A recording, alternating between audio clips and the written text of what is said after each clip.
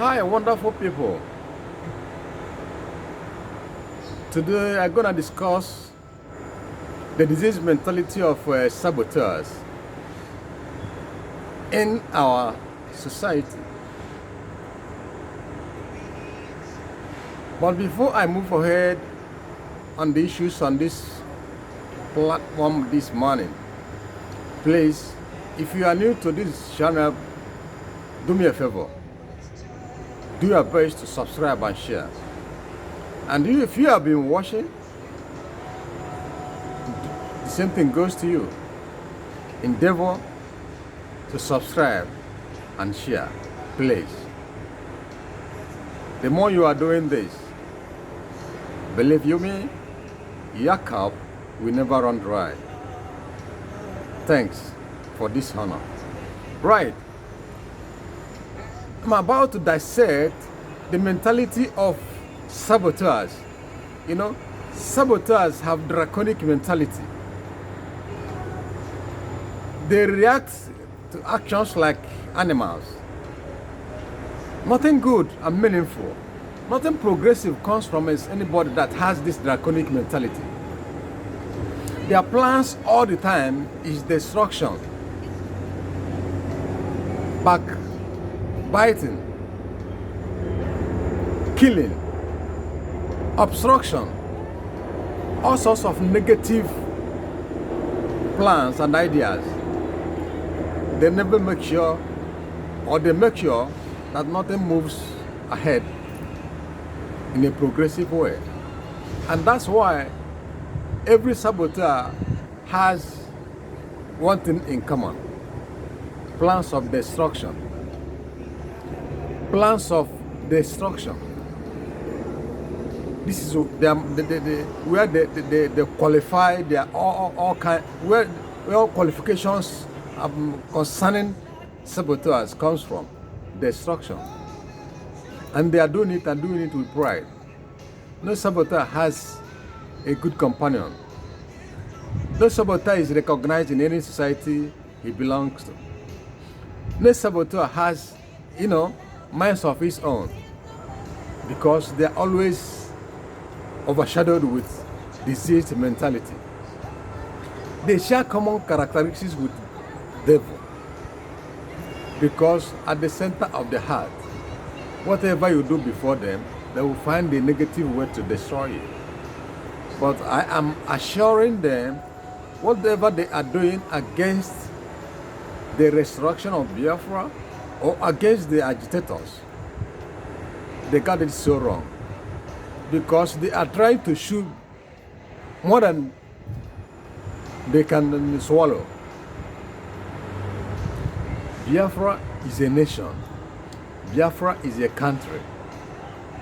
No matter whatever they think or call Nnamdi Kanu, they can never put him down. They can never put Biafra down. A nation is bigger than individual. A nation is bigger than group of people. A nation is bigger than any organization. A nation is bigger than every ideology. That is where they got it so wrong. You cannot come together and make at the backyard or at the corner of the street or wherever hall you think you can preside over an issue concerning the nation when you are very few with diseased mentality, and you believe it will work out, and you believe you are doing it right. Do all these saboteurs reason beyond their nose? Because they must realize that little or no time, a nation is about to be restored, and that nation is Biafra. And when Biafra is there, do they ever think what will be their future, what will be their fate? Do they ever think what will be the future of their children? What will be the future of their businesses? What will people and neighbors call them? In every situation, in every country, in every society, in every gathering, where you call somebody a saboteur, people have to look back and think this people is an animal. Much more about this is incidents have been happening, and these people believe that this thing is so infinitesimal, or they believe nothing really is happening. They are killing people day in, day out. At every street corner, at every road, in every community, people are dying every day.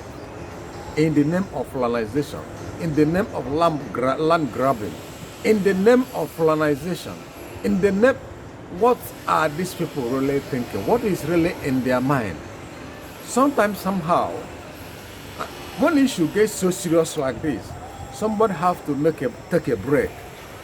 And when you take a break, you see this is the game is over. You turn around, and when you turn around, life has to change its color. Your life will change, and people will start seeing you in a positive angle. But the moment you continue what you are doing, people have given them warning in several ways. Stop, change, repent, and they believe nobody is talking. What about all this, that I have power, I have. You will be disappointed. You will be highly disappointed at the end of the day, because nothing is going to stop Biafra. You cannot stop Biafra. Those ones carrying fire, they call Clifford.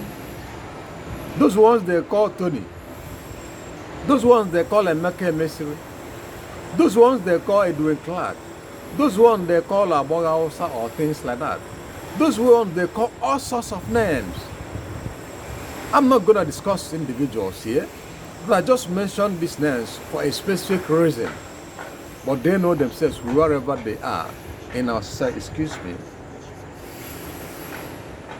They know themselves wherever they are at this particular point in time, or from anywhere they are watching this video. They know themselves. The saboteurs know themselves.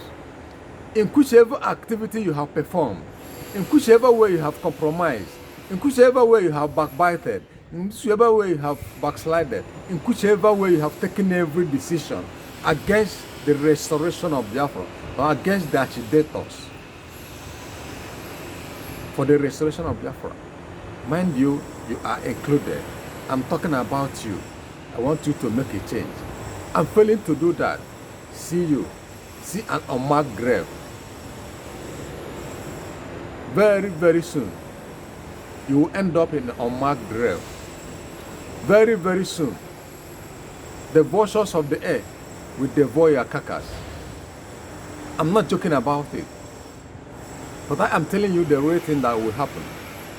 If you are reasonable enough, go through history of a lot of countries that have fought a lot of wars in different ways and different forms. They have rebels, they have saboteurs. But to read the history, go to the topic where they discuss about the fallen disease mentality of these saboteurs. None of them live to see the hour of the day. Go to Cambodia. Pol Pot dealt with saboteurs and rebels. Go to Cuba. Fidel Castro dealt with saboteurs. Go to Iraq. Saddam Hussein, the way he dealt with saboteurs made people to call him the strong man of Iraq. Go to Libya. Gaddafi was a strong man. He dealt with saboteurs. He dealt with rebels. No matter these people are no more. But yet, history will tell you the actions that happened when all these things were going on. The saboteurs never see the light of the day. Nobody gave them a breathing space. And this time, I want all these saboteurs in Biafra land to learn a lesson, so that tomorrow, if anything is happening to them, they will not cry. They will not have excuses. They will never blame anybody. It is the plan they force themselves into. And it will surely happen. I am telling you, you still have time. You still have time to repent. You still have time to change your plans and your ideas against Biafra. Can you imagine when 21 IPOB members were mowed down in Nemene Enugu? Someone like Innocent congratulated the federal government with gift of cars. He raised the morale of the policemen with car gifts just to strengthen their plans and their ideas against Biafra. How can somebody with mentality make that such a decision? I'm not going further here, but I believe that all these saboteurs in Biafra land, they know themselves. Remember, time is coming for a payday. You will receive your wages. And they say the wages of sin is death. Think twice. Biafra will surely come. And it is not very far from this moment. I'm assuring you. And once again, I want you out there who are lovers of Biafra to add in your prayer point, British government, starting from the hierarchy of British leaders, the royal family, down to the list of the politicians who have been putting stumbling block against the restoration of Biafra, against Biafran ideology, against IPOP, against Mazi Nnamdi Kanu, against the agitators. Put them in prayers. Tomorrow, something that is bigger than life, something that is bigger than destruction, something that is bigger than etiquette will before be broken. Let God blind them, their minds and their spirit and their soul, that they will not see tomorrow, so that Biafra, the dreams of Biafrans will come true. Let God blind their mind. Let God blind their soul. Let God blind their spirit, for them to allow Biafra to be actualized. I tell you, it will not take long. It will not take time. It will not take years.